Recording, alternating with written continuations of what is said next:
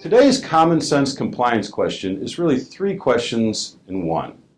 First, what is the Equal Credit Opportunity Act, or Ecola, and how does it relate to Regulation B, and why should we care? Well, first of all, Ecola is all about promoting credit. Promoting credit to all people that are credit worthy. So the first thing, or at the core of Ecola, is not to discriminate. A dealership cannot discriminate against an individual's race, their national origin, their marital status, their religion, their sex, and in most cases their age. Congress has empowered the Federal Reserve Board and now the CFPB with writing the rules to implement Ecola. And those rules can be found in Regulation B. So that's how the two relate.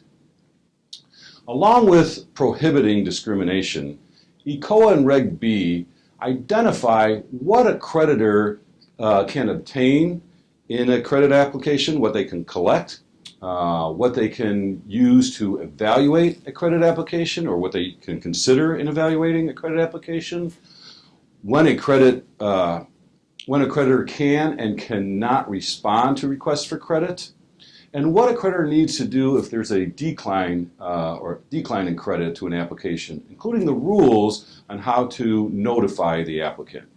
And finally, what records need to be kept and for how long. So there's a lot to Ecola and Reg B. A couple of basic common sense compliance best practices for us at the dealership is always to remember to not discriminate against anyone at any time at all. And make sure we encourage people to fill out an application. We don't want to discourage people from applying for credit. However, when we do have a decline in credit, Ecola rules require an adverse action notice be sent to the applicant. We've dedicated another common sense compliance question and video to adverse action, so make sure to look for that for more details on that.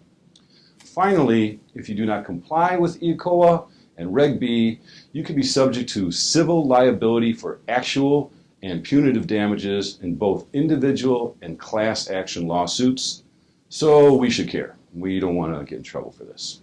So that's our compliance question for today. Remember, you can send your common sense compliance questions to commonsensecompliance@efgusa.com.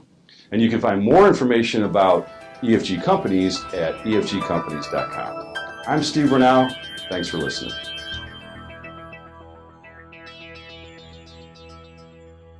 An EFG production.